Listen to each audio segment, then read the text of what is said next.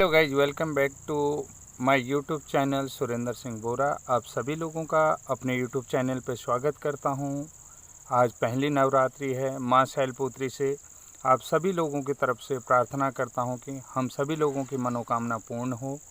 साथियों, जैसा कि आप जानते हैं, हमारा बीएड ब्रिज कोर्स याचिका माननीय हाईकोर्ट नैनीताल में है। इससे पूर्व मैं आप लोगों से निवेदन करना चाहता हूं कि बहुत सारे साथी जो हैं कि मेरे यूट्यूब की जानकारी को बहुत कम देखते हैं। थोड़ा सा देखा, उसके बाद जो है कि वो रास्ते से थोड़ा अलग चले जाते हैं, ट्रैक से बाहर निकल जाते हैं। तो मैं कहता हूँ, अगर आपको पूरी जानकारी लेनी है तो सबसे पहले जो है कि वीडियो में मैं क्या कह रहा हूँ उसको ज़रूर देखें।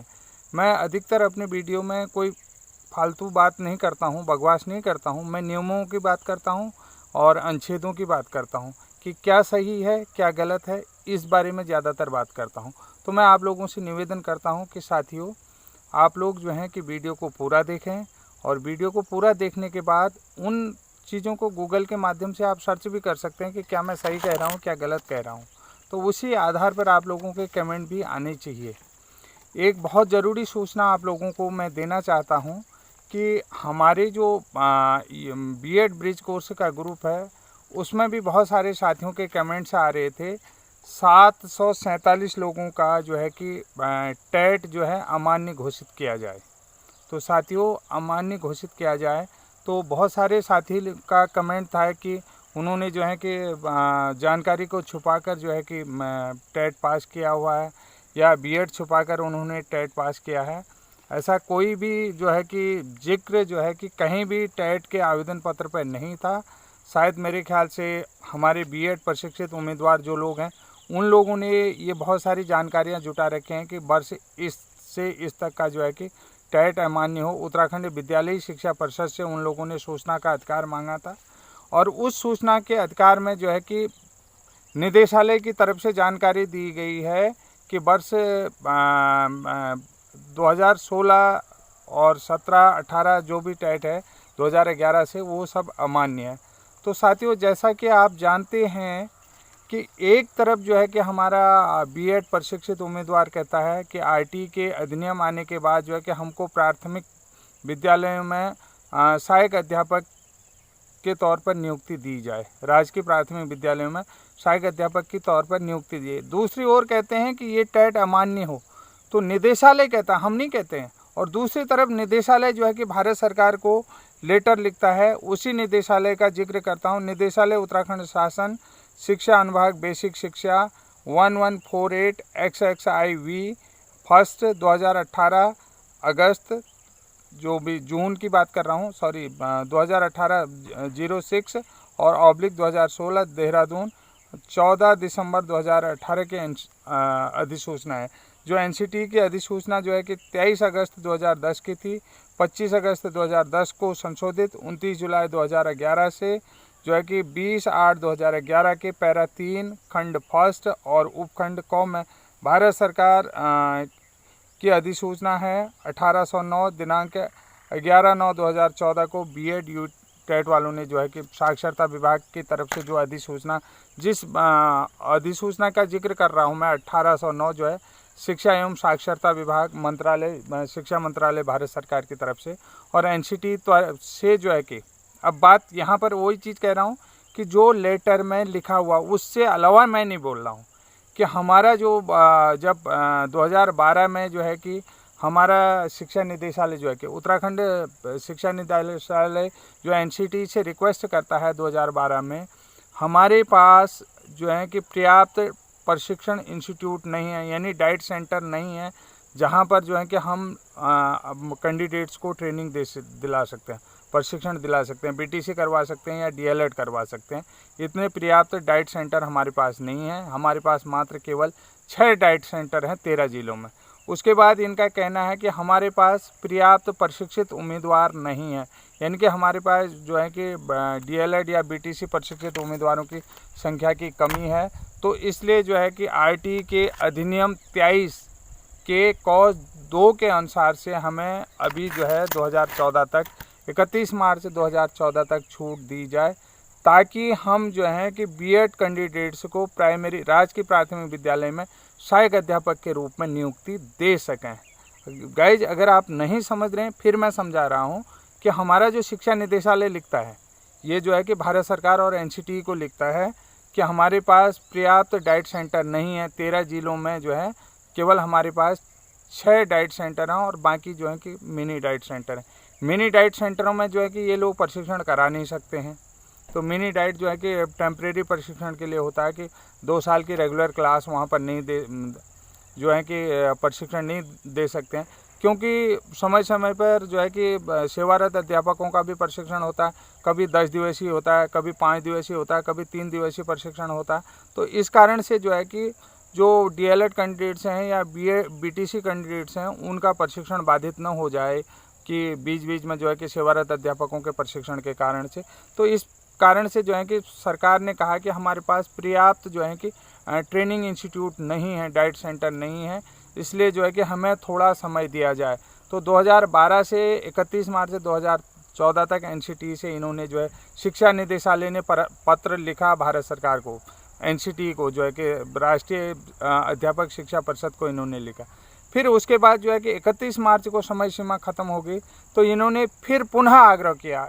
उत्तराखंड राज्य ने जो है कि उत्तराखंड राज्य के शिक्षा निदेशालय ने पुनः आग्रह किया कि अभी हमारे पास जो है कि ट्रेनिंग इंस्टीट्यूट इतने नहीं हैं और नहीं इतने जो है कि डाइट से डीएलएड प्रशिक्षित कैंडिडेट हैं या बीटीसी कैंडिडेट हैं, कि ताकि हम जो है उनको जो है कि हम अपने यहाँ अध्यापकों की कमी को पूरा कर सकें। इसलिए जो है कि हमें जो है 31 मार्च 2016 तक और मौका दिया जाए ताकि हम बीएड कैंडिडेट्स को राजकीय प्राथमिक विद्यालय में सहायक अध्यापक के रूप में नियुक्ति दे सकें।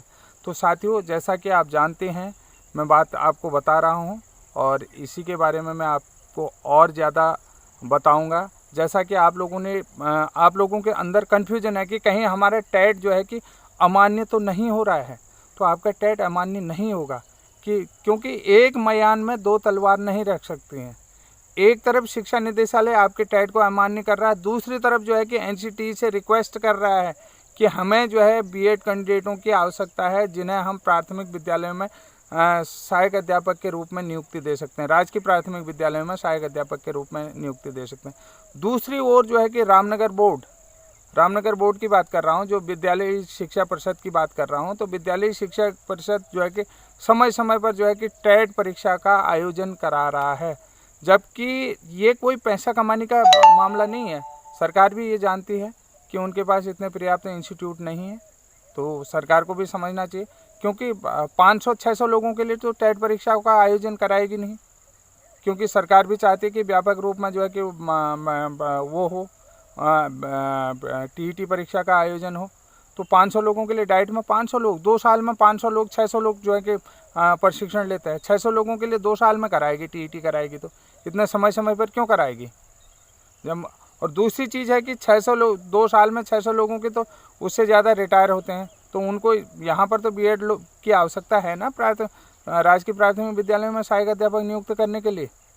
तो हमने नहीं कहा, हमने कोई बात नहीं करे, हम शिक्षा का अधिकार अधिनियम की धारा 23 के कॉज 2 के अनुसार जो है कि ये छूट भी जो है कि निदेशालय ने एनसीटी से मांगी है, जबकि जो है कि शिक्षा का अधिकार अधिनियम लागू हो गया तो 1 अप्रैल 2010 को पूरे भारत, तो उस समय नियम बनाया गया कि प्राथमिक अध्यापकों की नियुक्ति की जिम्मेदारी एनसीटी की होगी। तो ये हमने नहीं लिखा, डिपार्टमेंट ने लिखा। तो गाइज, आप लोगों को जो है कि जो डाउट हो रहा था, तो आपका टेट अमान्य कैसे हो सकता है। एक तरफ निदेशालय कहता है कि हमें बीएड वालों की आवश्यकता है, दूसरी तरफ कहता है कि बीएड वालों को जो है कि बीएड वालों का ये टेट अमान्य है। तो समय समय पर जो है कि उन्होंने जो है कि समय सीमा बढ़ाई है, तो जिन बीएड वालों को वो प्राथमिक विद्यालय में सहायक अध्यापक नियुक्त करेगा, तो उनको टीईटी फर्स्ट पास तो होना पड़ेगा ना। क्या उनके लिए अलग से समय थोड़ी देगा।